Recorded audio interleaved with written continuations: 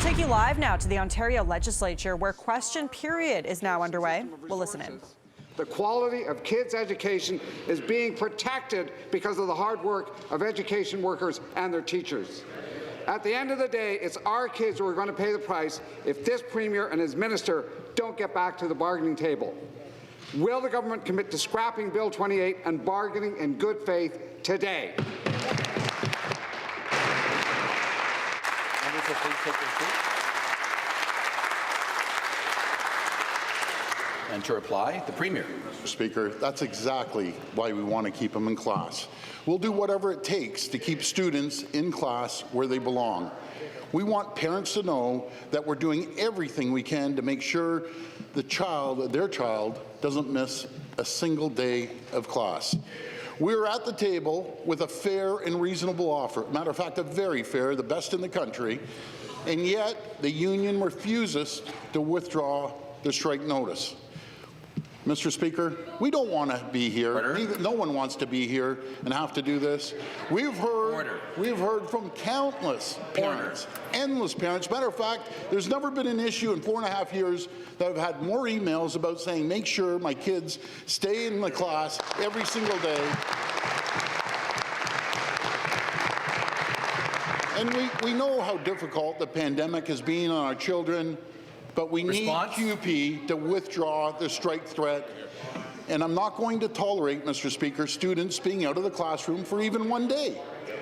The NDP and the Liberals either— Thank you. Thank you. Thank you. Thank you. The supplementary question, the member for Toronto Centre. Thank you for the applause, and thank you, Speaker. To the Premier, my question is for you. Jenny, a local parent, told my office, and I'm going to share her story. I am one of those parents whose child relies absolutely on those incredible education workers. They have to be toileted. My child needs to be supervised during meals to prevent choking, to walk safely down the stairs and up the stairs. Medication has to be administered, and yes, the child still has to learn. Speaker, this government gave 88% of their PC MPPs a $16,000, $600 raise this June. Speaker, will the Premier, my question to the Premier, will this government be willing to actually give education workers a raise that they deserve and match it to inflation? And to reply, the Premier. Through you, Mr. Speaker, let me be very clear. We will always support our frontline workers, plain and simple.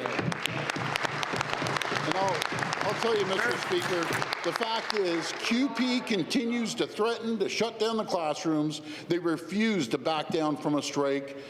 Our offer maintains the most generous, I'm going to repeat that, the most generous pension and benefit plan in the entire country, including 131 paid sick days, unheard of anywhere. We're seeing school boards confirm what will close. The doors will be closed if CUPE goes on strike, and I can assure you, Mr. Speaker, we won't let that happen. Nothing matters more right now than ensuring the students remain in the classroom. We're investing over $26.6 billion in public education, the single largest investment in Ontario history, Mr. Speaker. Education funding for this year. Thank you. Thank you. The official opposition will come to order. The next supplementary question, member for Toronto Centre. Thank you, Speaker. Talking points are cheap, Premier, and when it comes to education workers, they can't eat. That's why they're at the food banks. That's why they're holding down second jobs. I'm going to share another story with you, Premier, and through the Speaker. Carrie, another teacher, tells my office one of our ECAs held a little girl in her lap until her grandpa had to come because she was throwing up in a garbage can. The ECE refused to leave this little girl because she was scared and nervous.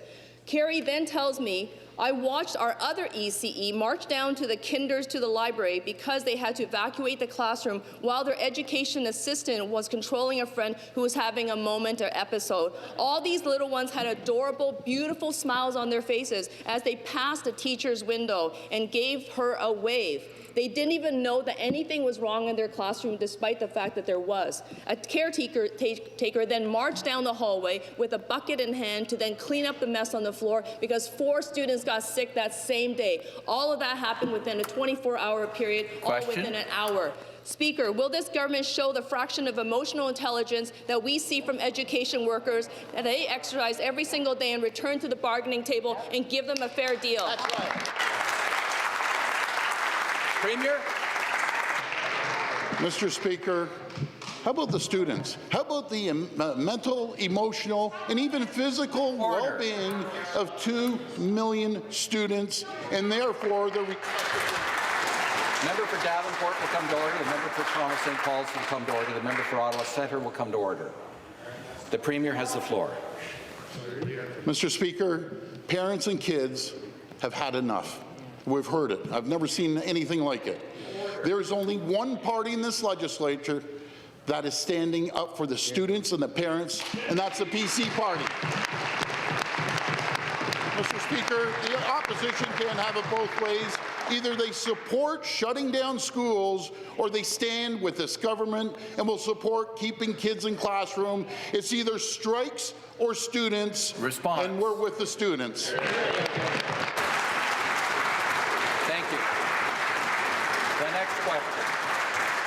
The Leader of His Majesty's Loyal Opposition. Thank you, Speaker. Speaker, again to the Premier. The government's use of the notwithstanding clause to ban workers from collective bargaining is wrong. It's something the Prime Minister and I seem to agree on, and I don't agree with him on almost anything. Here's what the Prime Minister had to say. You're a good buddy. You're a good buddy. The suspension of people's rights is something you should only do in the most exceptional circumstances. And I really hope that all politicians call out the overuse of the notwithstanding clause to suspend people's rights and freedoms. The Premier is fond of standing shoulder to shoulder with the Prime Minister. I've seen the photos. So, will the Premier change tack today, join the Prime Minister, his good friend, and condemn the use of the notwithstanding clause?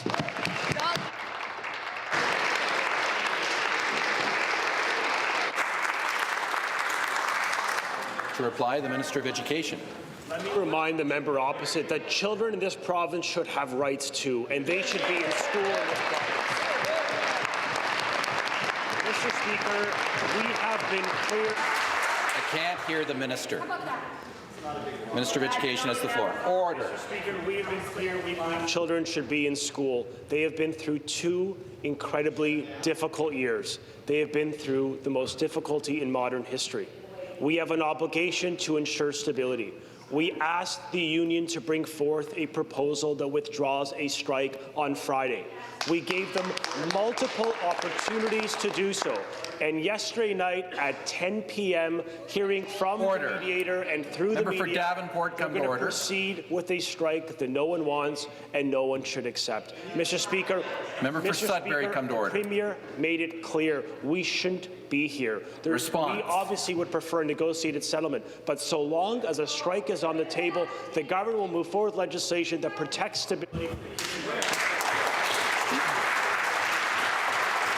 Stop the clock, please. So, yeah, once again, if you repeatedly ignore the request of the Speaker to come to order, I will move to warnings. And then we know what happens after that if you ignore that. Okay. Start the clock. Supplementary. Speaker, this government is damaging the education system that our children depend on. They are bullying the educators and the workers that we depend on to educate these children. They are engaged in a flagrant attack on working people, and unions are taking notice, even the ones that have been friendly with this government. LiUNA was first out of the gate in endorsing Ford last election, but had harsh words for this government. International Vice President Joe Mancinelli. On behalf of LiUNA, we call on Minister Lecce to revoke anti-union legislation and restore the collective bargaining rights of CUPE members and act in good faith to reach an agreement that prioritizes both keeping students in school and rights of and respect for all workers. So, to the Premier, will he listen to his friends at LiUNA and rip up Bill 28? Education. Mr. Speaker, we want CUPE to respect the interests of children and parents who want to see their kids in school. They should not be out of class on Friday. The member for Davenport is warned. The union was given an opportunity to rescind this needless strike.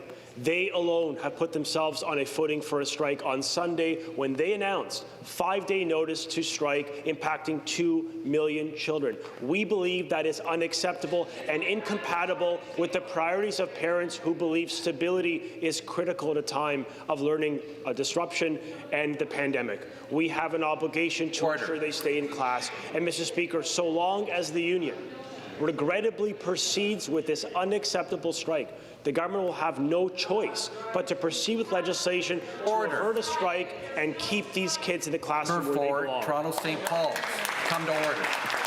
You were just listening live to Question Period at Queen's Park today, where the Premier was asked by the opposition whether the government would scrap Bill 28 and instead start, quote, bargaining in good faith. The Premier responded saying they have a fair deal and is, quote, the best in the country.